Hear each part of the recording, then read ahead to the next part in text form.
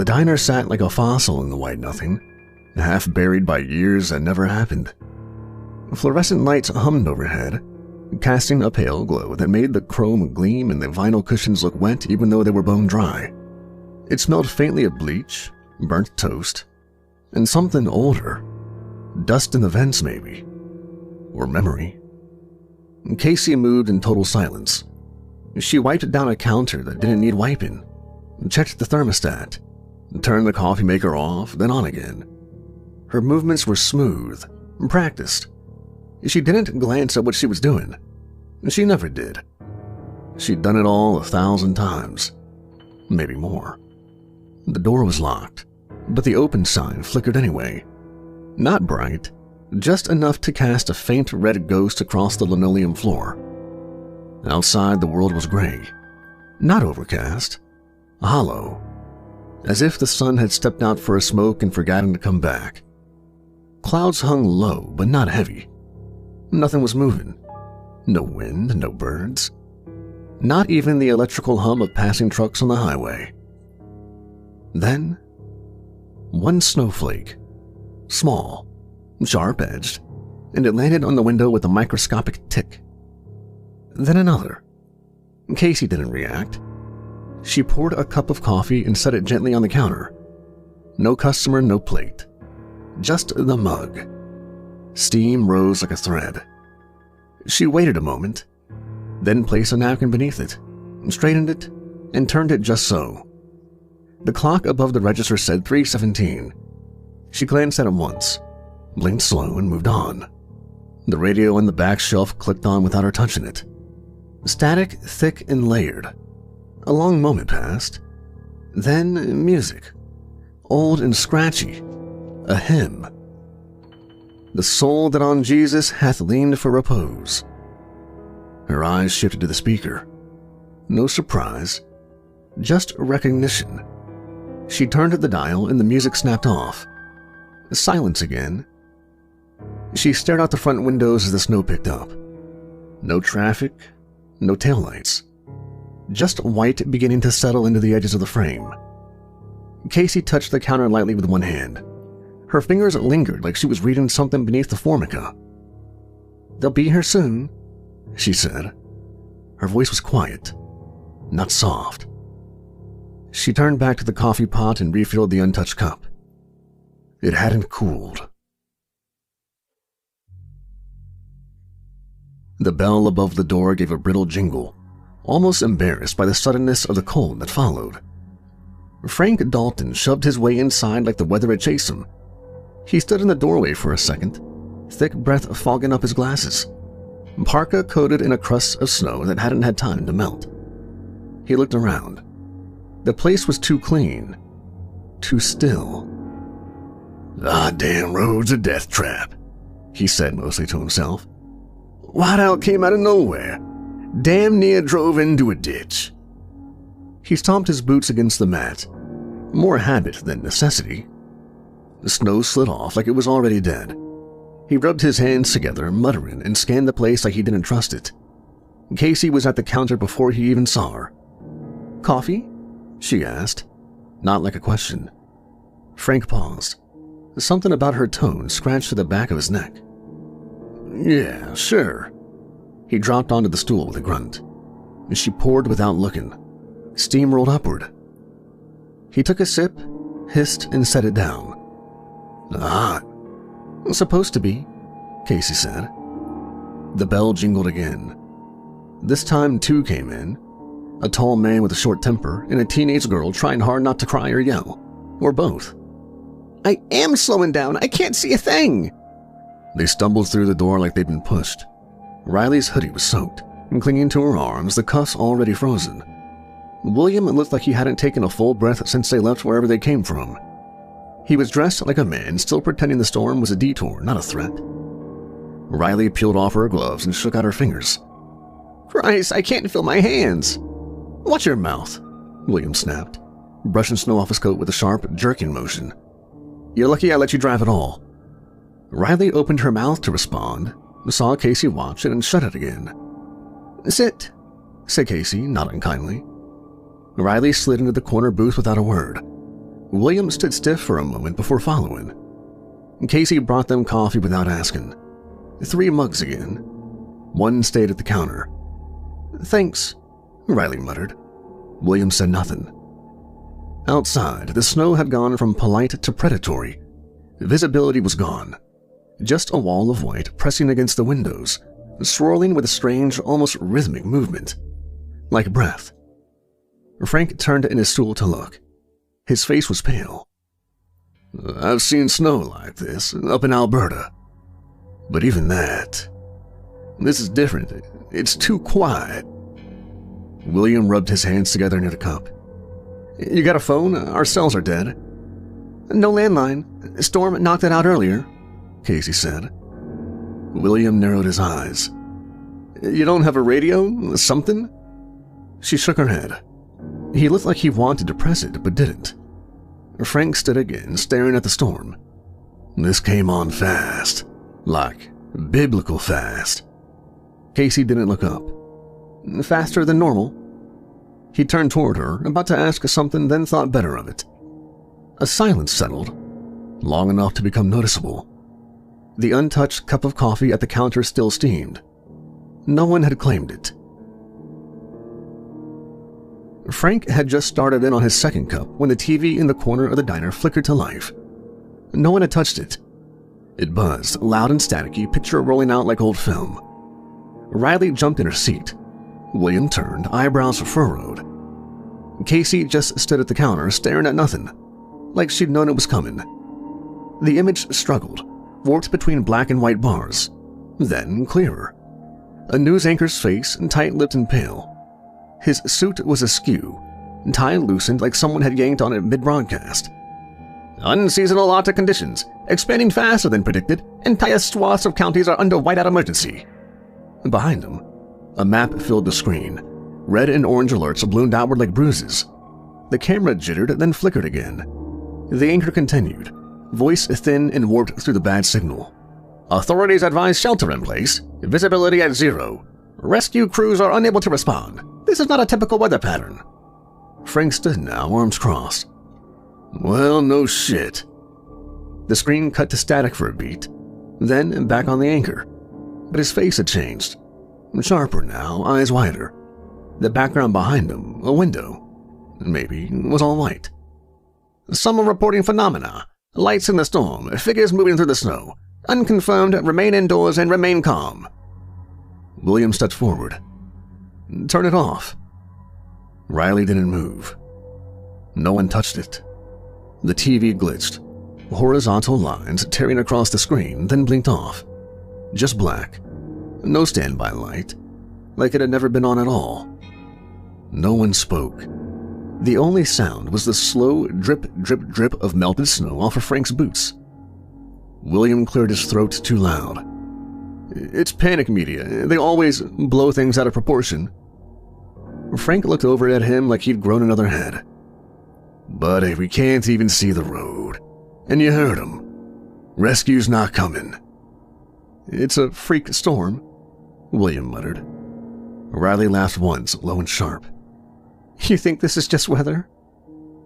Her voice cracked at the end. They all looked at her.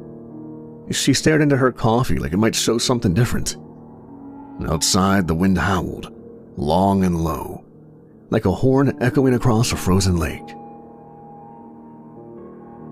By nightfall, the storm was a wall. No moon, no stars, just blank, endless white. The diner windows looked like frosted glass on a morgue drawer. Shapes shifted in them, but maybe it was just the light, or the wind, or something was trying to find a way in. The heat was failing. Casey stoked the back room oven and brought out another pot of coffee. She moved the same way she had before, efficient, quiet, unbothered, like she was working her shift during a slow night, not during what might have been the end of the world. There were 5 people now. A young man named Jonah had stumbled in an hour ago. Early 20s, student type. Backpack still strapped tight, jeans soaked up to the knees. He hadn't stopped shaking once. This ain't natural," Jonah said, eyes darting between the windows and the door like something was going to break through. It wasn't like this a few hours ago. I was driving. Roads were bad, but not this. And then it just slammed down on everything." He kept checking his phone. Still no signal, no bars, no time even. The display blinked 0000, then went black. William tried to take control, of course. He organized inventory, took count of canned food, rationed sugar like they were in a bunker. Frank ignored him, sat at the corner booth, chewing on jerky like a man waiting for the world to make sense again. Jonah didn't last the night. He stood up. "I'm going," he said, slinging his backpack on again. "This storm ends somewhere, and I'm not dying in a diner." Riley sat up. "Don't be stupid. You saw the news." "That wasn't the news. You think that was real? You think any of this is real? I'm done playing along." William stood too. "Hey, let's talk about this." Jonah didn't wait. He went to the door and wrenched it open. The wind didn't blow in. It slid in, like something crawling. Cold poured across the floor in sheets. The bell above the door didn't ring. He stepped outside. They saw him walk into the white, swallowed foot by foot. Casey returned with the water pitcher, eyes narrowing slightly. "Where is he?" No one answered. Riley moved to the window. I can still see him." They all crowded in behind her. He was out there, barely. A dark figure pacing toward the road. Moving faster now, then running. "Wait," Riley whispered. "He's coming back." Jonah was sprinting now, back toward the diner. His form flailed against the storm. Something moved behind him, something wrong. It didn't walk, it glided. It flickered forward with every gust of snow, jerking in and out of visibility. One shape, then three, then none. Then all of them, all at once closing in. Jonah screamed. Riley backed away from the window, hand over her mouth. The scream was cut off halfway. A shape hit the glass. Not Jonah, just blood. Just red smeared across the frost, steaming slightly before freezing into a dark streak. Then silence. William stepped back like he'd been hit. Frank muttered, "Jesus." Casey picked up the untouched coffee mug from the counter. She poured it out slowly, steam curling upward into the dark. No one slept that night. Not really. They drifted into silences that weren't rest. More like short deaths. Fractured dozing, eyelids twitching. Minds circling the image of Jonah's last moment over and over again like a prayer said wrong. No one talked about it. They didn't need to. The sound of his scream, the way it had stopped mid-breath, mid-word, had done something permanent to the air inside the diner. It had settled into the walls, thick and invisible, like smoke that wouldn't lift. Outside, the storm hadn't let up. If anything, it had gotten quieter, which somehow made it worse. No more wind hammering the glass, no banshee wails through the vents. Just a slow, patient hush, as if the blizzard had eaten well and was now digesting. Riley sat curled in a corner booth, knees up, arms wrapped around herself. Her coat was zipped high, covering half her face, but you could still see the way her eyes tracked the window like prey watches a predator. Wide, unblinking, caught somewhere between terror and disbelief. She hadn't moved since Jonah died. Hours ago now, maybe. There was no clock to trust anymore. The one above the register had stopped at 3:17. So had Frank's watch, and so had William's phone. Frank stood at the door for what felt like most of the night. One hand hovered just above the lock, not touching it, but always there, as if contact alone might keep it closed. Or maybe he was waiting for someone else to pry it open, just to see what he'd do. He didn't speak, didn't smoke, just stared through the slit in the frosted glass at the endless swirl of white. William moved like a man haunted by the need to do something, without any idea what that something might be. He paced, back and forth, from the counter to the jukebox and back again. Once he opened his mouth to speak, then closed it. Then again, the second time, his voice caught in his throat like a nail. Eventually, he sat across from Riley. She didn't look at him. He didn't look at her. They stayed that way for hours, or minutes. Time had stopped working. Casey was the only one who moved with any real purpose. She wiped the counter, slowly and methodically, over and over again in the same arc, like polishing a gravestone. Her eyes were distant, not vacant, not panicked, but calm in a way that had started to feel unnatural. She refilled the coffee pot and checked the creamers. She reset the napkin holders like she expected a new crowd to come in at dawn. There would be no dawn. The storm outside pulsed against the windows like a heartbeat. Not pounding, just there, steady and alive. No one cleaned the glass where Jonah's blood had frozen. They couldn't. Riley saw it in her peripheral vision but refused to acknowledge it. If she didn't look, maybe it wouldn't be real. Maybe none of it was. Maybe she'd fall asleep and wake up in her bed, and this would just be another dream she wouldn't talk about. But she didn't sleep. Not really. None of them did. At some point, Frank turned away from the door. He walked to the counter with slow, heavy steps and sat on the same stool he always used. He didn't speak. Casey poured him a coffee without asking. He took it but didn't drink. William eventually put his head down on the table.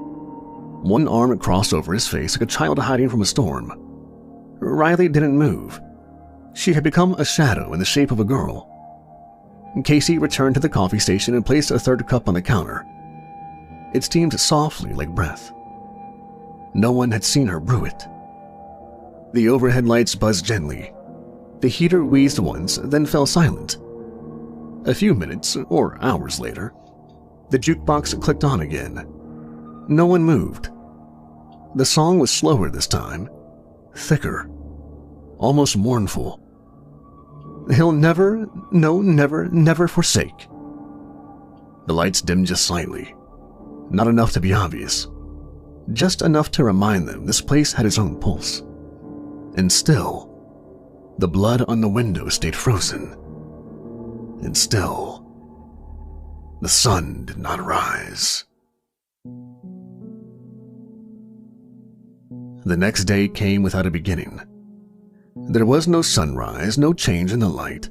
Just the same leaden gray pressing in from all sides, dim as dusk and cold as breath held too long. They didn't speak of time.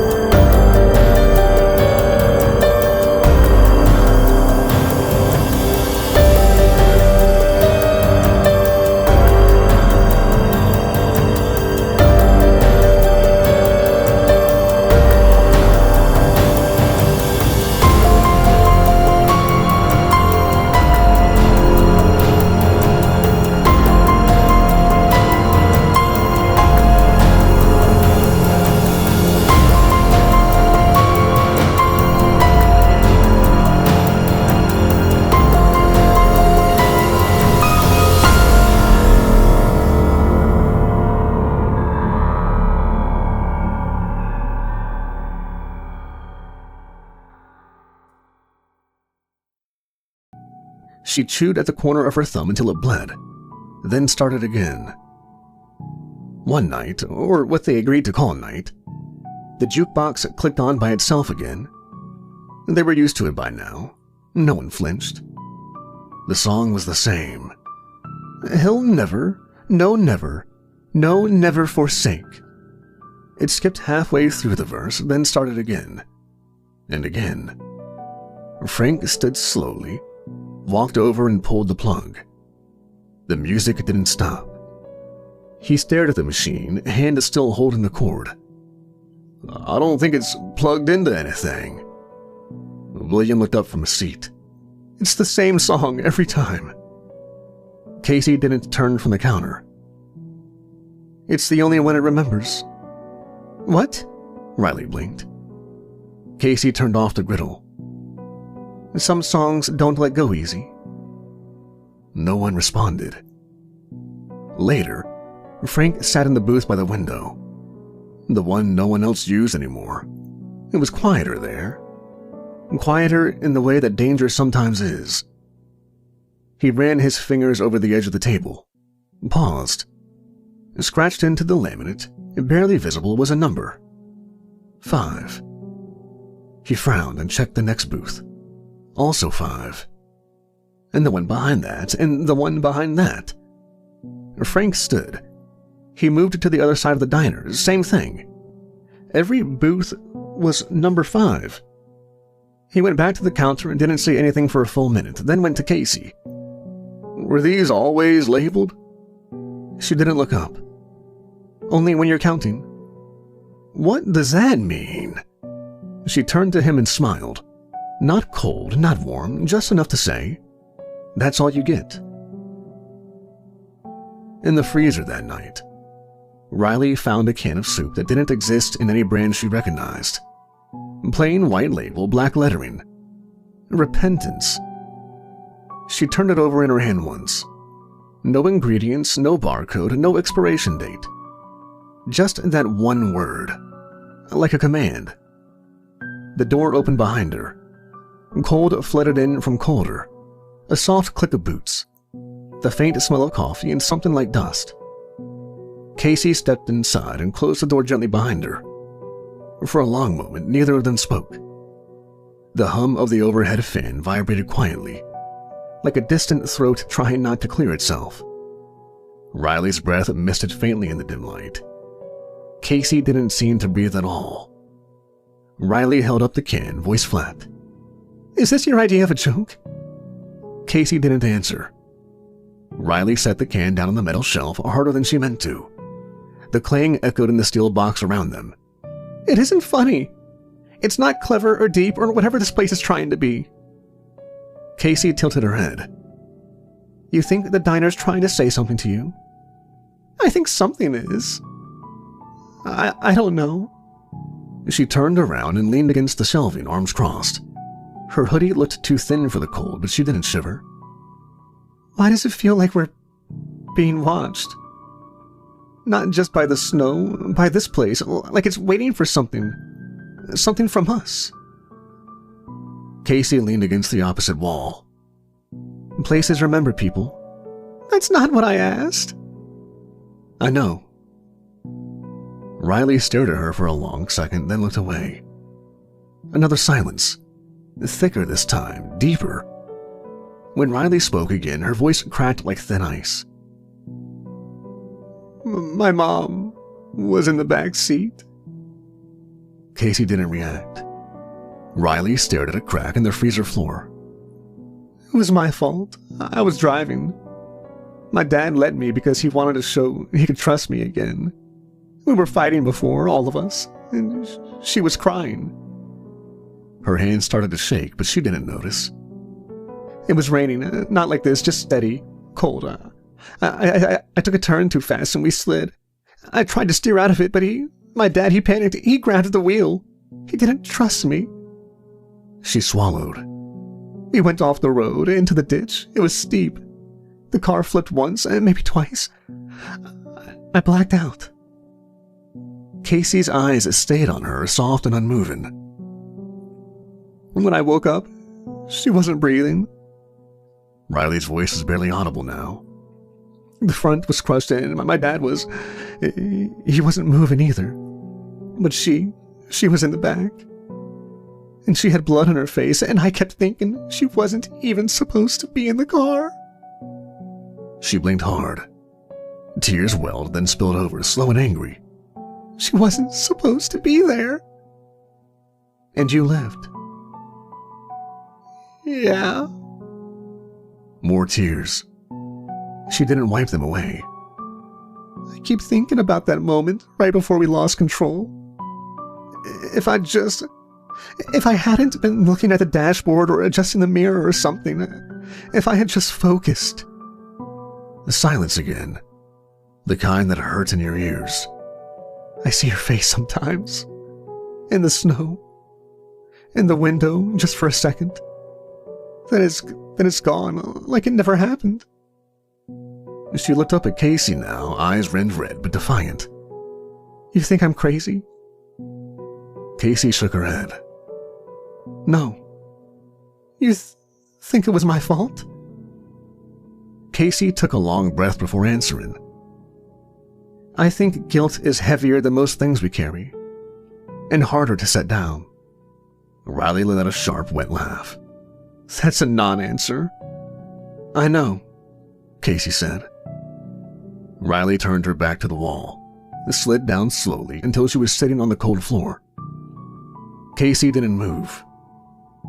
"I miss her," Riley said, almost inaudibly. Even though it's my fault she's not here." She pressed her fists into her eyes. "I miss her so much, I forget what she sounded like." Casey knelt across from her.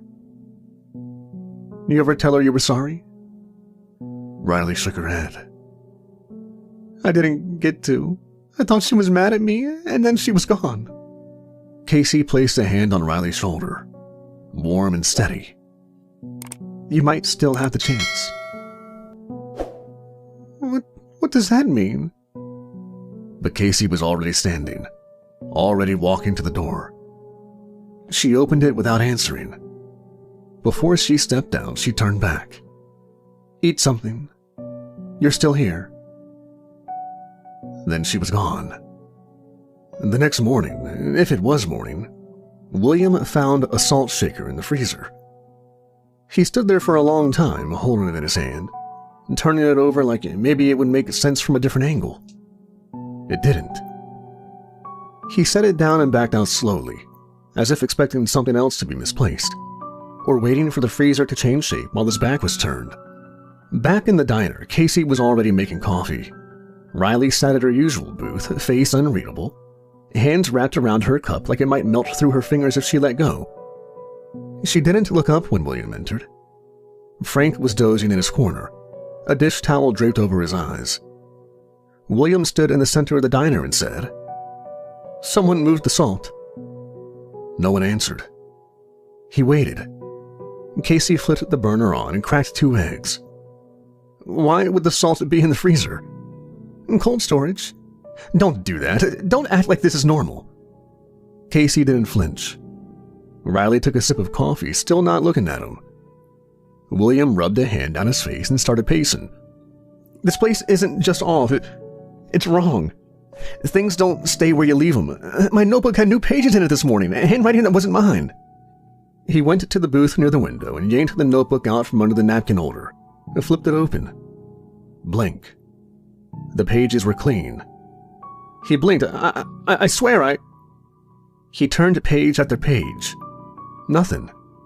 No notes, no timestamps, just empty lines. "I wrote in this. I did." No one challenged him. Frank stirred, mumbling something unintelligible, then went still again. William let out a shaky breath. He walked over to the wall near the restrooms, ran his hand along the faded wallpaper. There was a spot where it didn't line up, like 2 layers pasted over each other. He pressed it. The surface gave slightly under his palm, like damp plaster. He stepped back. The jukebox clicked on. "He'll never, no never forsake." William spun toward it. "Turn it off!" No one moved. He walked over and yanked the cord again, which somehow plugged itself back. The music kept playing. He kicked the machine and it stopped immediately, as if waiting. He stared at it, breathing hard, then turned to Casey. "Where are we?" Casey stirred cream into a mug, slow and deliberate. "It's a diner." "This isn't a diner," he said, his voice brittle. "Diners don't bend. Diners don't watch." Casey looked up at him just once. Her eyes were calm. Too calm. "You're unraveling," she said gently. "What?" "You've been holding tight since the moment you got here. Counting things, timing, managing." He felt suddenly exposed, like she'd read a file on him while he slept. "You thought if you could just keep everyone busy, it wouldn't fall apart. But it's not falling apart. You are." William's mouth opened and closed. No words came out. Riley looked up at him then. Her voice was hoarse. "She's right." He stared at them both, then at the notebook in his hand. The blank pages. The page numbers had disappeared too. He dropped it. Casey brought him coffee, but he didn't drink it. Outside, the storm pulsed, brightening once. Just once. Like a camera flash from far away. Like someone taking a picture of the inside of the diner. The snow didn't make a sound anymore. It used to. In the beginning, whatever that meant, it growled like a hungry thing, clawed at the windows, screamed when it didn't get in. Now it just rested. Covered the world like ash. A soft burial. Nothing above, nothing below. Casey wiped the counter again. The rag was clean. The counter was clean. It didn't matter. The motion helped. She liked the rhythm of it. The familiarity. She had long since stopped pretending it was about hygiene. The jukebox clicked. No music this time, just a mechanical sigh. Like it had forgotten what song it was supposed to play. She looked over at Riley, asleep in the booth again, head against the window. She twitched in her sleep sometimes. Casey could never tell if it was the dream starting or ending. Frank snored lightly in the corner, face buried in his arm. William was at his table, pretending to write. The pencil had no lead. They were close. Closer than most. Casey refilled the coffee pot. No one had asked for it. They didn't need to.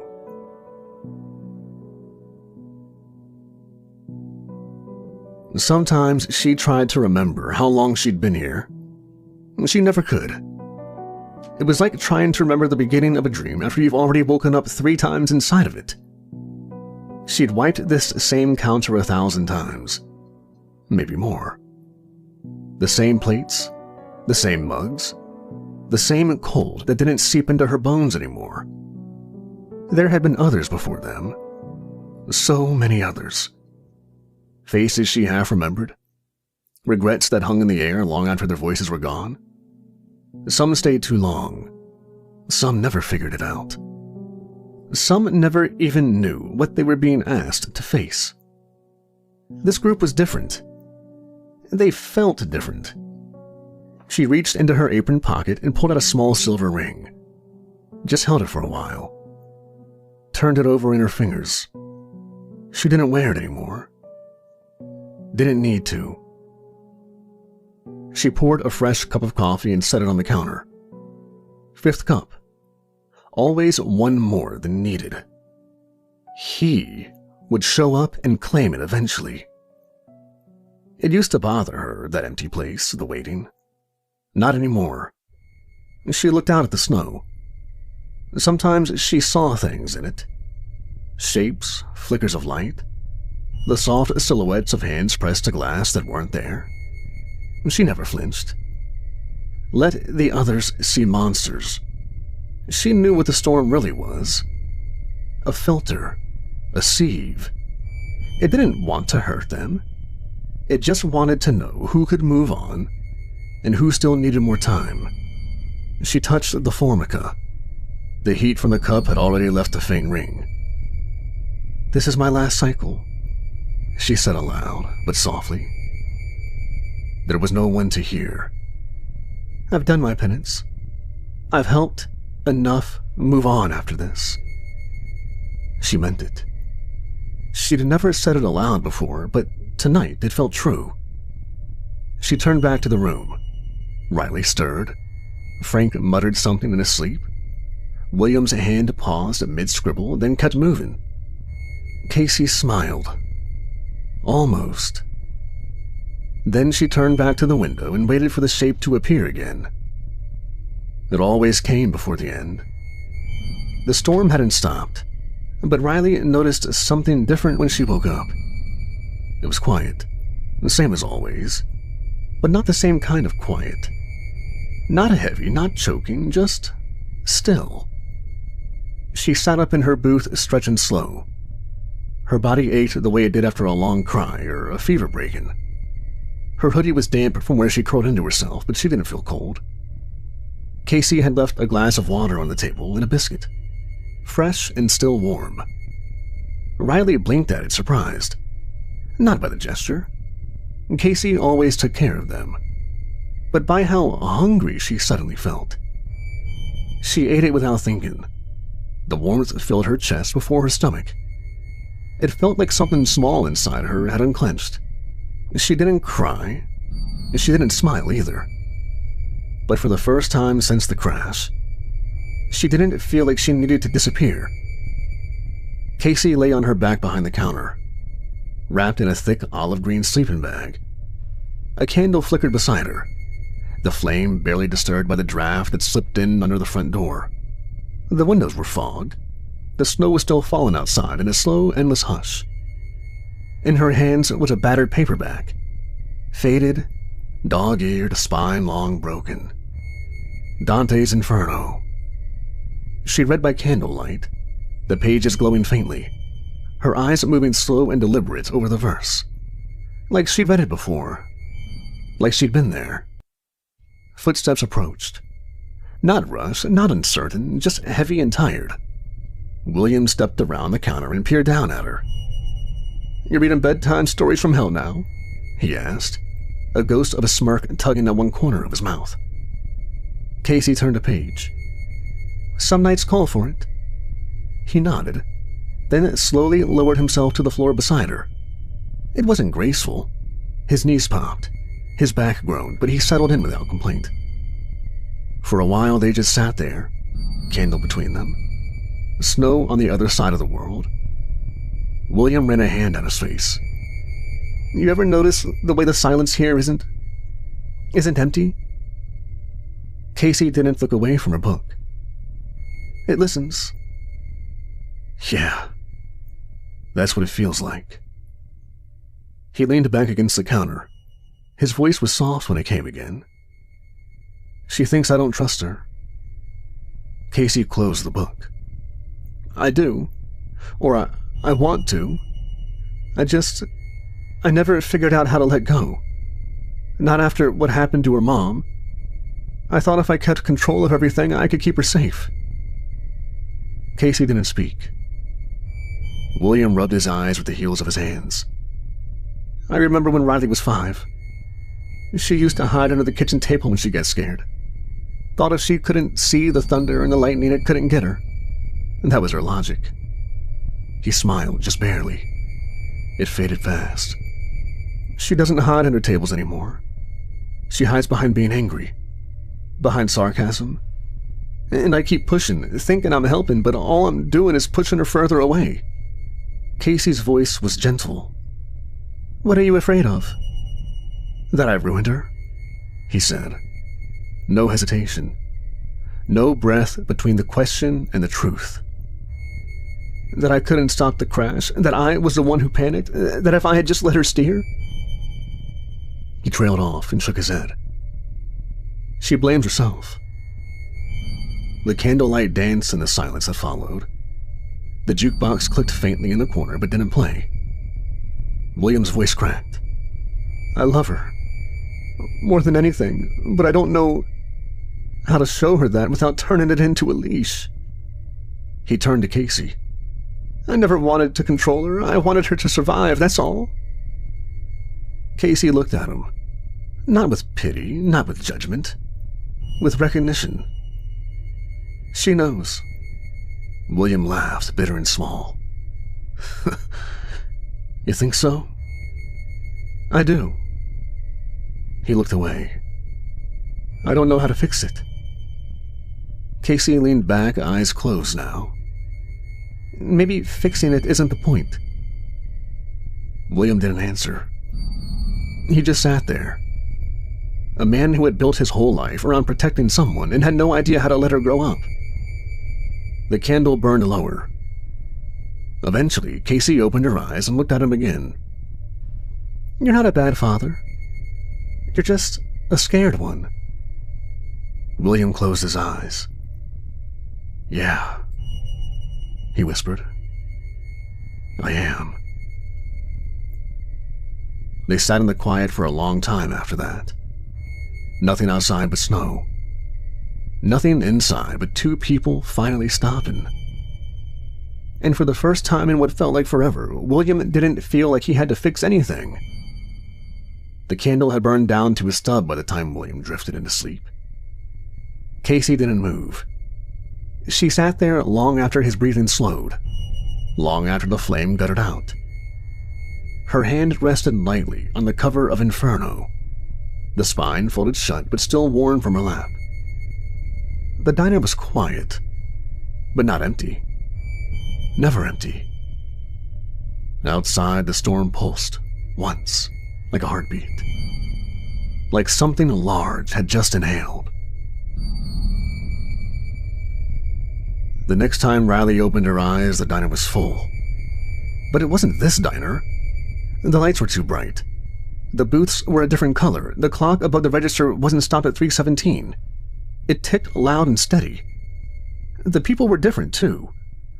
Frank was younger, clean-shaven, wearing a postal uniform instead of his trucker's jacket.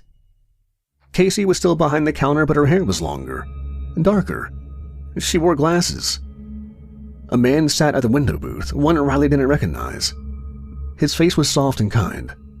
He smiled at her like he knew her, like he'd known her for a long time. Then he opened his mouth and said her name, but no sound came out.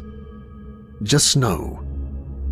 It poured in from his mouth, slow and soundless, spilling over his teeth, flooding his lap, drifting onto the floor like smoke made solid. Riley turned around, and the Inferno clock now read 3:17. The storm returned. The booths turned back red, and she woke up. She sat bolt upright in her booth, heart pounding. No one else had stirred. Frank was still curled in the corner. William and Casey were still behind the counter, sleeping shoulder to shoulder like old friends at a war front. She rubbed her eyes and checked the clock. 3:17. Of course. Later that day, if it was a day, Frank stood in the middle of the diner, hands on hips, looking around like someone who'd misplaced a door. This is gonna sound crazy, but I feel like I've been here before. William looked up from his coffee. You have? No, not like that. I mean, this day, this exact setup. Casey behind the counter, Riley looking out the window. You scribbling into a crossword like a lunatic? I'm not scribbling. Yeah, well, you're not solving anything either. Frank turned in a slow circle. I had this same conversation, word for word. Maybe a week ago, maybe yesterday. I can't tell anymore. Riley spoke from her booth without turning around. Have the booths always been red? William frowned. Yes? I don't think they were in my dream. Frank sat down hard. There was a dream. It felt more real than this. Casey said nothing. She was filling mugs again, her movements as practiced and patient as always. But Riley caught it. The song she was humming. Familiar, not from the jukebox, not from the TV, from home. Her mother used to hum that when she cleaned the kitchen. When Riley was small, back when everything still made sense. Where did you hear that? Riley asked sharply. Casey stopped moving. What? That song, that song you were humming. I don't remember humming, she said softly. Then she turned back to the coffee and kept pouring. That night, just before the lights flickered, the storm paused again. Not stopped. Paused. Like someone had lifted their finger off a record player. The air outside the window froze. Not in temperature, in motion. Snowflakes hovered mid-fall. A dark shape stood just beyond the glass. Not close enough to see clearly, not far enough to ignore. Riley looked up and whispered, "Mom?" But when she blinked, the shape was gone. The snow had stopped falling, just stopped. It didn't taper off, it didn't blow in sideways and retreat, it simply froze. 1,000 flakes suspended like dust in an old attic, as if someone had hit pause on the world. Inside the diner, no one spoke. Riley noticed it first. "It's still," she'd whispered.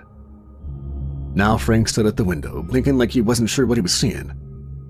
William was the one who moved. He stepped forward slowly, boots quiet on the tile. His hand hovered over the latch of the front door. "What are you doing?" Frank asked, not taking his eyes off the snow. "Just looking," William said. Riley stood now too. "Don't." William's fingers closed on the handle. Casey, behind the counter, didn't raise her voice. "William?" He hesitated. She didn't say more. Just his name, like a warning, like a prayer. "I need to know if it's real. The stillness, it could mean something." He pulled the door open. The snow resumed instantly. It didn't fall. It plunged. The quiet shattered as a wall of wind slammed into the diner's threshold, ripping through the silence with a sound like tearing fabric. Flakes poured down in torrents, blinding and furious. A roar of white filled the doorway. The lights flickered and the jukebox clicked. Riley gasped and stumbled back. William slammed the door shut, but Casey was already there, pushing it closed with one hand. The other pressed gently against his chest like a mother stopping a child from walking into traffic. Her voice was calm and final. "It's not time." The storm roared again. Hours had passed since William opened the door, maybe more. Time didn't move properly in the diner anymore, as if it ever did. But the snow had returned with a vengeance. Wind slicing sideways, white piling like dust in a forgotten room. The windows frosted so thick they were nearly opaque. Frank, restless, stood near the front again. He'd cleared a palm-sized circle in the window, just enough to peek out. Maybe hoping, maybe expecting nothing. Then he froze. "Someone's out there," he whispered. Riley was immediately up, heart in her throat. "What?" William moved beside them, squinting into the ice-smudged glass. There, at the edge of the lot, stood a figure. Not stumbling, not running, just standing. His coat fluttered lightly in the wind, but he himself didn't seem moved by it at all. No gloves, no hat, no visible breath. He didn't wave, didn't shout, just watched. Riley's voice broke the silence. "Is he staring at us?" The figure took a step. Then another. Then another. Not fast, not slow, just steady. Purposeful. Like he knew exactly how far he had to go and exactly how much time it would take to get there. Frank pressed both hands to the glass. "That man's gonna freeze to death out there or be taken by those things." Casey stood behind the counter, still as ever, eyes locked on the window. Riley turned toward her. "Do you know him?" Casey didn't answer. Outside, the stranger continued forward. His movements didn't change, even as the snow went sideways, even as the wind pulled violently at his coat. He moved like he didn't feel it, like it wasn't there at all. He reached the middle of the lot, paused, took one more step, then he dropped. Not like someone hit by something, not like Jonah. He folded, quietly. One knee buckled, then the other. Then he collapsed face first into the snow. Riley gasped. "Shit," Frank muttered. "He's down. He's not moving." William stepped back from the window, hand going to the door instinctively. "We can't just watch him die." "Then don't," Casey said. Her voice was soft but unmistakable. They all turned toward her. She didn't move. She just kept watching the snow. The wind hadn't let up since the stranger fell. He lay motionless just a few yards from the door, face down in the snow, dark coat rising and falling slowly with each shallow breath. If not for that tiny motion, they might have thought he was already dead. Inside the diner was a vacuum of indecision. Frank stood closest to the door, one hand on the handle, the other balled into a fist at his side. "We just gonna leave him out there?" he asked. Not accusing, just flat. Tired. William sat at the counter, elbows on his knees, jaw locked tight. "We don't know who he is." "He's freezing, that's who he is," Riley snapped. "He walked through this storm like it didn't touch him. Then he dropped like a puppet with its strings cut. You really think that's normal?" William said. "No, but since when has anything been normal?" Silence. The wind pressed against the glass again. A low, slow moan. Not angry, just patient. Frank looked at Casey. "Got anything for us here?" Casey stood behind the counter, quiet, calm as always. Her gaze never left the stranger's form in the snow. "I serve coffee. I don't make decisions."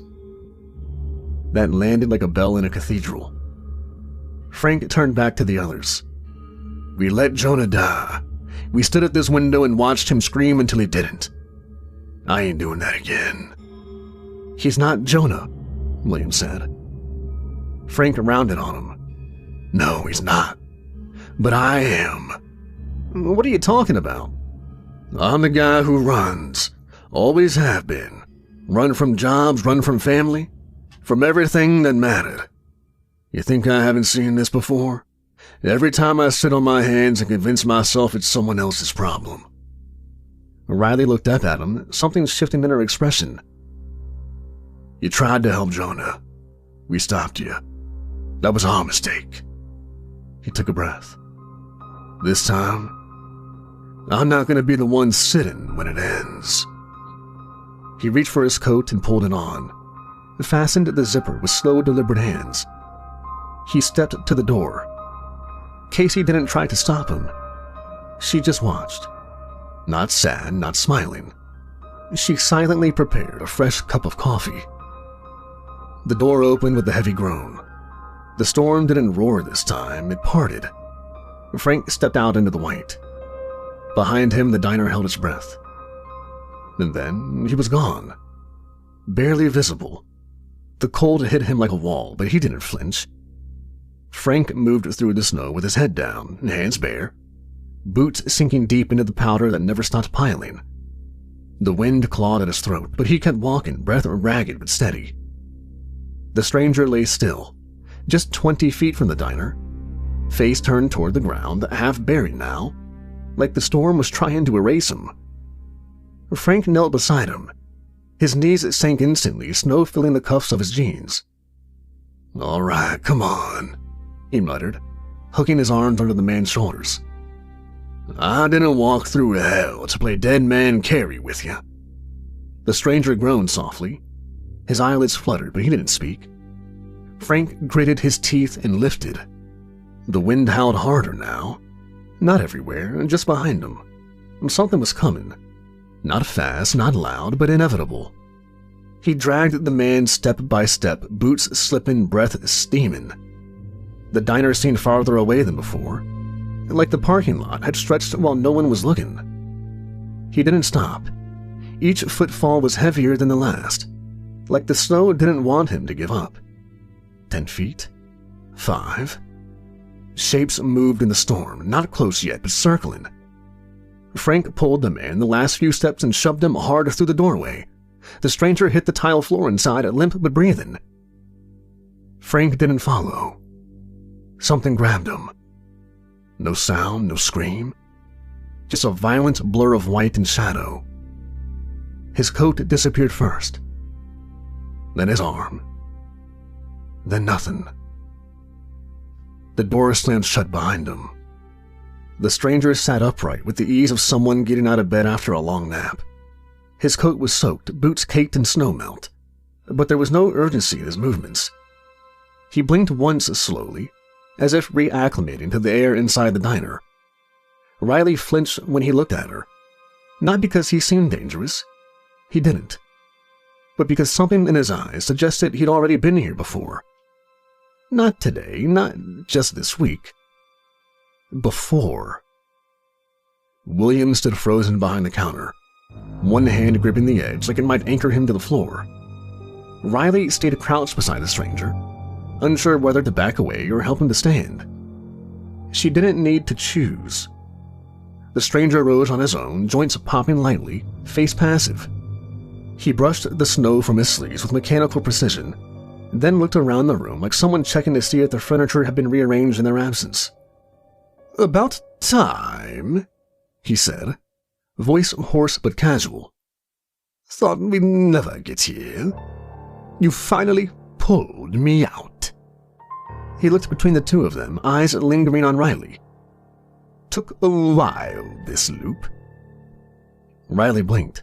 "What are you talking about?" "You saved me," he said simply. "Well, Frank did. That was the difference this time. Selflessness is rare around here." He finally stopped running, gave something up. That's all it ever takes. William stepped forward, slow and careful, like the stranger might vanish if he moved too quickly. "You're saying Frank saved you?" The stranger nodded. "That's right. Most of the time he doesn't. Most of the time he watches or hides. But this time, he chose someone else. That's penance. That's enough." Riley stood now, staring at him. "Who are you?" He tilted his head. "Right now? Doesn't matter. I'm not the story. I'm the one who gets to leave." He walked to the counter, running a finger along the edge. "Feels like it's been years, doesn't it? That's the trick of it. Time's not real here. Just wait, thought, and regret. You stay as long as you carry it." William looked toward the window. "So, what now?" The stranger turned to face them fully. "Now? It's just the two of you left." Riley stepped back like she'd been slapped. "What do you mean?" He took a slow breath as if savoring it. "Frank's gone. Moved on. And Casey's not like you. She'll finish her work soon, but this place, this pocket, this diner, it's for you. Has been all along." Neither of them spoke. The stranger's smile faded a little. "You don't remember yet? That's fine." He stepped forward, gentle as fog, and reached out with both hands, one toward Riley, one toward William. His fingertips barely touched their foreheads. Neither of them moved. The second the stranger touched them, the diner fell away. No noise, no flash of light, just absence. Like waking from a long, long dream and realizing you never truly knew what waking felt like until now. Riley was in the car again, rain on the windshield, her hands on the steering wheel, tight, white-knuckled. The road blurred and narrow, her heart pounding, throat thick with things she hadn't said. Her dad in the passenger seat barking directions, not angry, but afraid. She shouted back. They always fought when they were scared. In the back, her mom was crying. Not loud, not sobbing, just breathing sharp and fast like she couldn't catch the right kind of air. The tires slid. Just a little at first. Enough to make her flinch. She tried to correct it, and William grabbed the wheel. And that was it. The car left the road, spun once, maybe twice, hit the ditch sideways. The sound was wrong. No crunch, no glass, just a thud like something huge and soft swallowing them whole. She remembered her face hid in the window, remembered her father yelling her name, remembered the way her mother screamed and then stopped. The next thing she remembered was cold. William saw the same, but from the passenger seat. He remembered Riley's hand shaking, remembered wanting to say something calm and didn't. He remembered thinking she was too young, too reckless, and too emotional, and then reaching over before he had the right to. The panic in his gut told him to take control. That's what he always did. That's how he kept people alive. But this time, control didn't save anyone. He remembered the moment he grabbed the wheel, and in doing so, he took everything else. They were back in the diner again, but it felt different now, lighter. The air didn't press their skin like it used to, and it didn't judge them anymore. William sank into a chair without speaking. Riley stood frozen, eyes glassy, mouth open, but no sound coming out. They looked at each other. No blame, no regret, just truth. He stood. She walked into him. No drama, no tears, just two people who have been holding their breath for too long, finally letting it go. He held her like a father should. And she didn't pull away. Across the room, the stranger smiled softly, then turned his attention elsewhere. Riley stood behind the counter, the same place she'd been for every moment of the strange, looping half-life. But now she wasn't moving. Her hands rested on the rim of the sink, her eyes not focused on anything in particular. For the first time since Riley had arrived, the coffee pot was empty and no one was refilling it. Riley noticed it first. She stepped forward slowly, unsure of what she was seeing, and then William followed, saying nothing. Casey looked at them both and smiled. Small, real, and tired. Not the kind of tired that needed sleep. The kind that comes at the end of a long, long duty. "You did it," she said. Neither of them responded right away. Riley took a breath, as if she might cry, but didn't. "I've been here a long time," Casey continued. "Not trapped, just waiting, helping. This place, it holds on to people who aren't ready, who don't know how to let go. You learn to guide them, one at a time. Sometimes it works, most of the time it doesn't." She glanced toward the door without turning her body. But this time was different. William stepped closer. "You always knew what this place was?" Casey nodded. "I didn't at first, just like you. But after a while it starts to make sense. The routine, the way the snow never really stops. The hymns, the coffee, the silence." "You stayed behind to help people," Riley said. Her voice wasn't a question. "That was my penance. Now it's over." She looked down at her hands, turning them slightly. Light crept into the diner. Not from outside, but from within. Not bright, just warm, like the morning sun through old blinds. Casey exhaled softly. "You were worth the wait." She didn't shimmer. She didn't fade in a burst of light. She just started to soften at the edges, like fog burning off at dawn. Her figure held its shape, but it grew transparent, quiet as breath. The air smelled faintly of cinnamon and something older, like the very last page of a beloved book. And then she was gone. The diner was still. Not quiet the way it had been before. The breath-holding, time-breaking silence that clung to the walls during the storm. But truly still, as if the room had finally exhaled. The storm was gone. Outside the windows, where once there had been only white, there was now a soft, pale light. Not sunrise, not heaven, just something clear, unburdened. The stranger stood by the door, one hand resting gently on the frame. He didn't look eager to leave, just ready. Calm in the way that only those who've seen everything can be. William and Riley stood behind him. Changed, but not transformed. They didn't shine, they didn't glow. But something in the way they held themselves had shifted. Like the weight had finally slid off their shoulders and into the floor behind them. Riley was the one who spoke first. Frank, he didn't have to die." The stranger looked over his shoulder, not with pity, but with respect. "Well, he didn't. But he chose to. He carried his guilt like a curse, ran from it every time. Until this loop. Until you. You said this wasn't the first time. It never is. But that's the thing about penance. It only works when you stop trying to skip to the end." Frank found peace by giving something up. For once, he didn't run. He made the choice that no one made him make. And us? You didn't have to sacrifice yourselves. You had to face what you were avoiding. Let go of the shame, the blame, the old stories you kept telling yourselves about who ruined what. You remembered. You forgave. That was enough. He opened the door. There was no music, no wind, just light. Not beckoning, but allowing. The stranger turned to them. "You can go now if you want."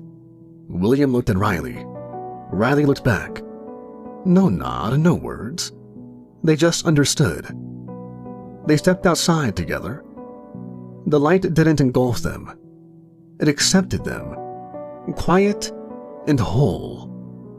Inside the diner, the coffee pot sat empty. The counter was clean. The booths were still.